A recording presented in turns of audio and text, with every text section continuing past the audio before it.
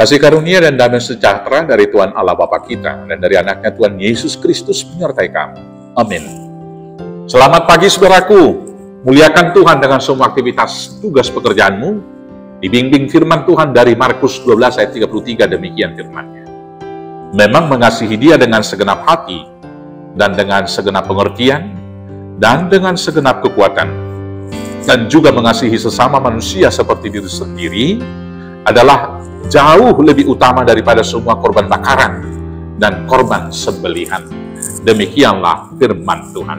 Saudaraku yang terkasih dalam Yesus Kristus, setiap agama pasti memiliki hukum, memiliki Taurat, memiliki syarat atau syariat untuk dijalankan para pemeluk-pemeluk agama tersebut.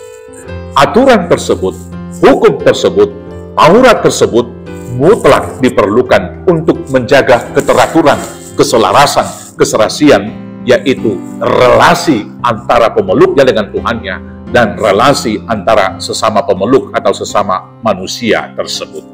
Maka demikianlah di dalam agama kita, agama umat Kristen, Tuhan memberikan hukum Taurat yang mengatur hubungan kita atau relasi kita dengan Tuhan, yang tertulis di dalam hukum Taurat pertama sampai hukum Taurat keempat, yang kemudian mengatur hubungan sesama kita, sesama pemeluk, sesama umat percaya, yang diaturkan dalam hukum Taurat kelima sampai dengan hukum yang ke-10.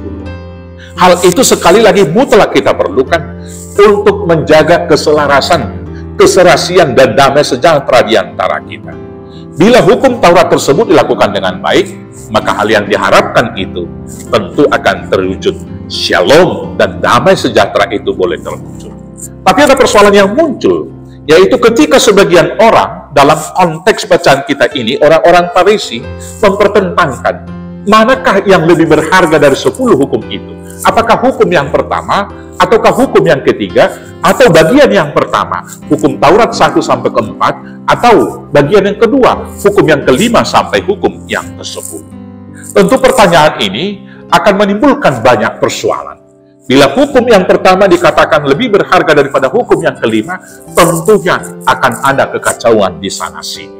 Saudara-saudaraku yang terkasih, bila itu yang terjadi, maka hukum Taurat itu bukan lagi membawa damai sejahtera, tetapi justru sumber konflik dan persoalan. Yang kedua, ketika umat beragama lebih mempersoalkan legal formal, sehingga hukum dipakai untuk mengintip kesalahan orang lain, maka orang beribadah, kita tidak tahu apakah itu dari hati yang terdalam, atau dia beribadah dengan roh dan jiwanya, atau sekedar memenuhi tuntutan hukum-hukum itu secara formal. Beribadah, menghormati orang tua sekedarnya, tidak membunuh dengan fisik, tidak mencuri barang-barang yang kelihatan, tidak berzina secara badani, dan lain sebagainya. Padahal Tuhan Yesus secara substansial mengatakan, membenci saja sudah membunuh, melihat dan menginginkan saja sudah berzina, dan menipu juga sudah mencuri. Maka karena itulah saudara-saudaraku yang terkasih, Tuhan Yesus mengatakan substansi daripada hukum Taurat itu ketika ditanyakan mana hukum yang terutama, yaitu mengasihi Tuhan dengan segenap hati, segenap pengertian, dan dengan segenap kekuatan. Artinya totalitas. Kita harus mengasihi Tuhan. Dan sama seperti itu juga, yaitu hukum yang kedua, mengasihi sesama seperti diri sendiri. Dan itu kemudian dilanjutkan di Matius 7 ayat 12, yang menjadi hukum emas. Tuhan Yesus mengatakan di sana, apapun juga yang kamu inginkan diperbuat orang kepadamu, perbuatlah juga demikian kepada orang lain.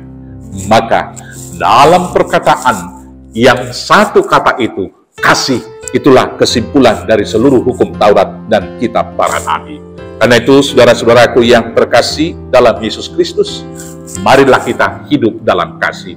Karena hidup dalam kasih, kita sudah diatur hubungannya dengan Tuhan.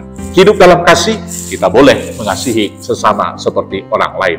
Dan kasih itu menutupi banyak sekali dosa. 1 Petrus 4 ayat 8. Dengan kasih, Tuhan mengampuni kita. Maka dengan kasih, kita mari mengampuni sesama. Dan ketika kita saling mengampuni di dalam kasih, damai sejahtera menjadi milik kita. Tuhan Yesus memberkati. Amin. Kita bersatu dalam doa. Bapa yang baik, tuntun pimpin kami untuk hidup dalam hukum yang terutama yang Tuhan berikan, untuk mengasihi Tuhan dengan segenap hati, dengan segenap pikiran, dan seluruh hidup kami, dan mengasihi sesama seperti diri kami sendiri. Di dalam nama Yesus Kristus Tuhan Juru Selamat kami yang hidup. Amin. Selamat beraktivitas, Tuhan Yesus memberkati. Horas, horas, horas.